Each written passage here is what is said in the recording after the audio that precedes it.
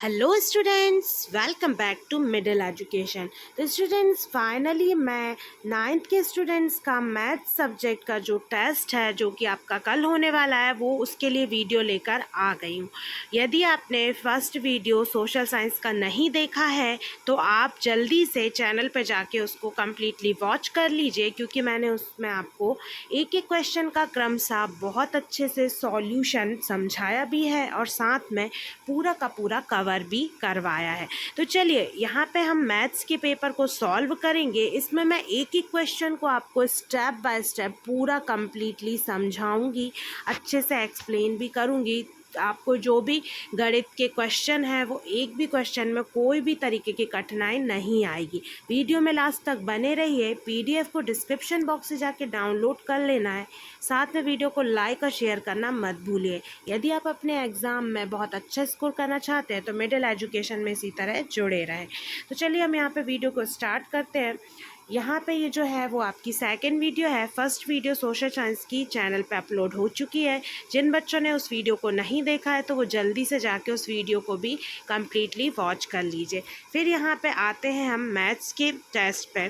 तो यहाँ पे हम देखेंगे कि यहाँ पे जो फर्स्ट क्वेश्चन है वो है आपका सही विकल्प आपको चुनकर लिखना है। यहाँ पे ये जो प्रत्येक प्रश्न है इसका वो है 2 अंक का, मतलब प्रत्येक प्रश्न 1 अंक का है, लेकिन टोटल हम देखेंगे तो यहाँ पे 2 अंक का यहाँ पे डिवाइडेशन किया गया है। पहला प्रश्न है 729 के ऊपर 1/3 की घात का मान है। तो यहाँ पे जो उत्तर होगा वो हो जाएगा 9, लेकिन यहाँ पे कोई भी 9 ऑप्शन नहीं है, तो इसलिए ये वाला जो क्वेश्चन है यदि कोई नहीं आता, ऑप्शन सुधरवाया नहीं जाता, वैसे यहाँ पे विकल्प को सुधरवा दिया जाएगा आपके स्कूल में। उसके बाद फिर दूसरा देखेंगे 4/5 में 1/5 को जोड़ने पर क्या प्राप्त होगा। तो हम देखते हैं 4/5 धन 1/5। यहाँ पे हम लघुत्तम लेंगे तो 5 आएगा, 4 धन 1, तो यहाँ पे कितना हो जाएगा बराबर 5/5। 5 से 5 कट जाएगा तो हो जाएगा 1। तो यहाँ पे जो उत्तर है वो हो जाएगा ऑप्शन नंबर डी 1। फिर हम आगे बढ़ेंगे और देखेंगे प्रश्न क्रमांक 2। इसमें आपको रिक्त स्थानों की पूर्ति करना है। ये भी 2 अंक का प्रश्न है। प्रत्येक प्रश्न 1 अंक का होगा। एक घनाभ में कितने फलक होते हैं। तो एक घनाभ में 6 फलक होते हैं। फिर उसके बाद हम यहाँ देखेंगे 5 ऋण 3 ऋण 2, कोष्टक खुलेगा तो ऋण और ऋण यहाँ पे धन हो जाएगा, तो हो जाएगा 5 ऋण 3 धन 2 ऋण 2। ठीक है, तो धन 2 और ऋण 2 ये कट जाएंगे। यहाँ पे हम देखेंगे 5 ऋण 3 कितना हो जाएगा, यहाँ पे 3 और 2 को जोड़ दीजिए तो यहाँ पे 5 में से 3 गए तो बचे 2, और उसके बाद फिर धन 2, तो ये बराबर कितना हो जाएगा 4। तो इसका उत्तर कितना आ जाएगा 4। अब उसके बाद हम आगे बढ़ेंगे, देखेंगे प्रश्न क्रमांक 3 सही जोड़ी मिलाइए। तो ये 36.5 ऋण 5, कोष्टक में ऋण 5.4, तो इसका उत्तर हो जाएगा आपका 8.5 और 2.4/10। तो ये जो दशमलव है भाग है तो 0.1 अंक पीछे चला जाएगा, मतलब 2 के आगे आ गया दशमलव, तो ये इसकी जोड़ी इससे मिल जाएगी।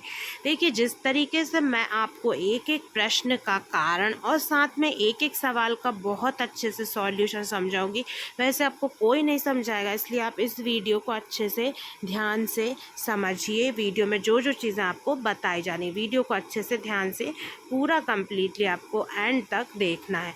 क्वेश्चन नंबर 4, एक वाक्य एक शब्द में आपको उत्तर देना है। ये भी 2 अंक के प्रश्न है। यहाँ पे दिया हुआ है 87,520 में 5 का स्थानीय मान होगा। तो हम देखेंगे 5 जो है वो सैकड़े के स्थान पे है, तो इसलिए 5 का स्थानीय मान 500 हो जाएगा।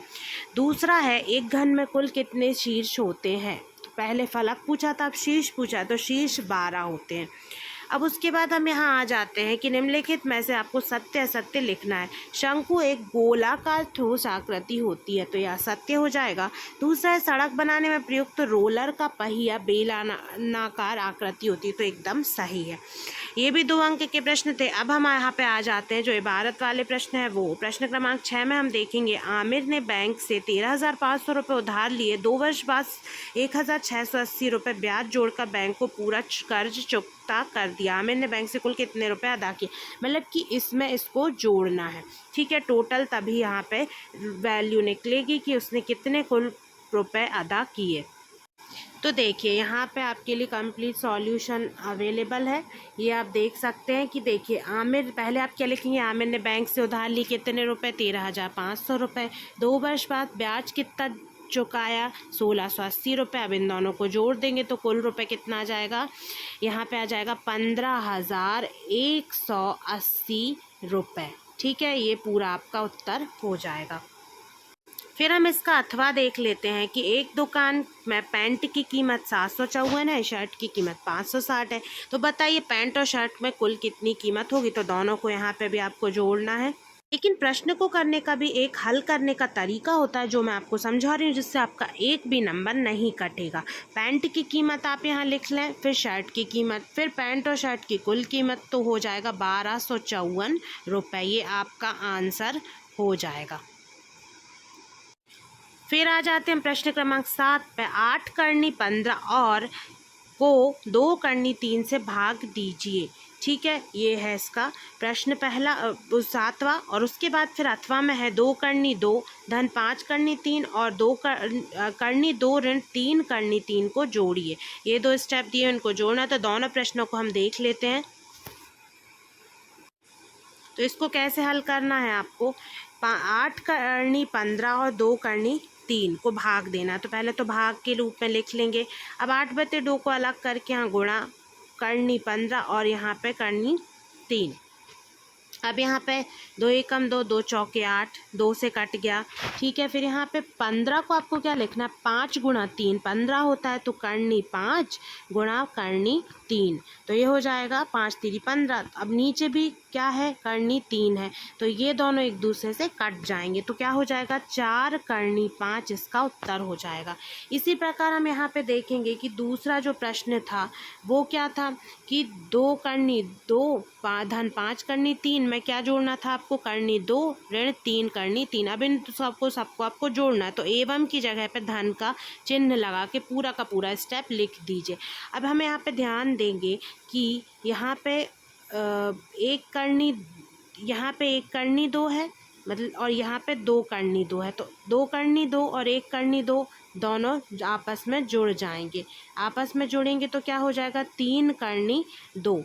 यहाँ पे देखिए 2 है और यहाँ पे 1 है, ठीक है, तो दोनों जुड़ जाएंगे। उसके बाद फिर यहाँ पे बचेगा 5 करनी 3 और ऋण का 3 करनी 3, तो 5 धन का है और 3 ऋण का है, तो 5 में से 3 घट जाएगा, तो हो जाएगा 2 करनी 3। देखिए एक से वालों के बीच में ये जो आपको स्टेप मतलब सॉल्व करना है, तो जो भी जोड़ना घटाना वो एक से जो यहाँ पे दिए हुए हैं घात के अंदर की जो संख्या, जैसे कि यहाँ 2 है घात के अंदर, तो ये सिर्फ इसके साथ जोड़ेगा या घटेगा। यहाँ पे घात के अंदर 3 है, तो 3 वाला 3 के साथ, ये बात ध्यान रखिए। तो उत्तर कितना हो जाएगा, 3 करनी 2 धन 2 करनी 3। अब प्रश्न क्रमांक 8 में हम देखेंगे यदि सरिता की वर्तमान आयु y वर्ष है तो आज से 5 वर्ष बाद उसकी आयु के लिए बीजीय व्यंजक ज्ञात कीजिए। तो देखिए बहुत छोटा सा है। सरिता की वर्तमान आयु आप मान लेते हैं y, यहाँ दिया हुआ है 5 वर्ष बाद सरिता की जो आयु है वो क्या हो जाएगी, y में 5 जोड़ देंगे तो y धन 5 या 5 धन y, ये इसका व्यंजक हो जाएगा। फिर उसके बाद हम देखेंगे x बराबर 1 के लिए व्यंजक x धन 4 का मान ज्ञात करना है। तो देखिए यहाँ पे दिया गया है कि व्यंजक क्या है, x धन 4। अब x बराबर 1 रख दीजिए, तो यहाँ पे x की जगह पे क्या हो जाएगा, x की जगह पे 1 रख देंगे तो 1 धन 4 बराबर 5, 5 इसका उत्तर हो जाएगा। फिर प्रश्न क्रमांक 9 देखेंगे 360 को 5:7 के अनुपात में बांटिए। तो देखिए यहाँ पे आपको एक बात ध्यान से, जब आप 360 को 5:7 के अनुपात में बांट रहे हैं तो जो टोटल वैल्यू है वो कितनी है, 360, और 5:7 मतलब कुल कितने भाग में बांट रहे हैं, 12। तो यदि आप 5 को कितने हिस्सों मतलब कितने हिस्से टोटल में से पाँचवा हिस्सा है, तो वो है 12 में से पाँचवा हिस्सा है। ठीक है, क्योंकि टोटल 5 और 7 12 होता है, तो 360 में गुणा करेंगे 5/12।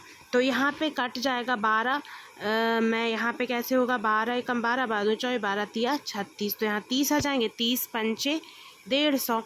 उसके बाद इसी तरीके से फिर जब 7वां हिस्सा लेंगे हम, तो टोटल हिस्से कितने हैं 12, तो 12 में से 7 हिस्सा करेंगे, किसके करेंगे 360 के, तो 360 गुणा 7/12, फिर से कटेगा तो ऊपर 30 आ जाएगा, 30 में 7 का गुणा करेंगे तो 210 होगा। तो टोटल अनुपात क्या बनेगा 150/210, यानी कि 150/210।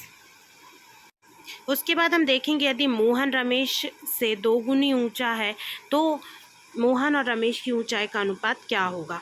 देखिए, क्योंकि यहाँ पे क्या माना कि रमेश की ऊंचाई x है और मोहन की ऊंचाई y है, ये हमने मान लिया। अब प्रश्नानुसार क्या है कि मोहन की जो ऊंचाई है वो रमेश की ऊंचाई से यहाँ पे 2 गुनी है। तो जब मोहन की ऊंचाई रमेश की ऊंचाई से 2 गुनी है, तो जब मोहन की ऊंचाई जो है वो रमेश की ऊंचाई से 2 गुनी है, तो रमेश की ऊंचाई में आपको 2 का गुणा करना पड़ेगा, तब वो मोहन की ऊंचाई के बराबर होगा, क्योंकि मोहन की ऊंचाई कैसी है, रमेश की ऊंचाई में 2 के गुणा के बराबर। तो ऐसा आप लिखेंगे जैसे ही, तो मोहन की ऊंचाई y मानी थी तो y लिख देंगे यहाँ पे, और इसकी ऊंचाई में 2 का गुणा 2x। अब x को इस तरह पक्षांतर कर दीजिए, y/x बराबर 2/1 हो जाएगा। उसके बाद हम यहाँ पे अनुपात निकालेंगे, तो 2:1 आपका उत्तर आ जाएगा।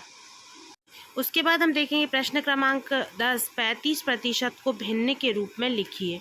तो देखिए 35% को भिन्न के रूप में देखने के लिए 35/100, तो ये पहले आपका 5 से कटेगा, तो 5 7 35 7 आ जाएगा यहाँ, और ये भी 5 से कट जाएगा, तो 5 दूनी 10, और यहाँ 0, तो 7/20 ये भिन्न के रूप में उत्तर हो जाएगा।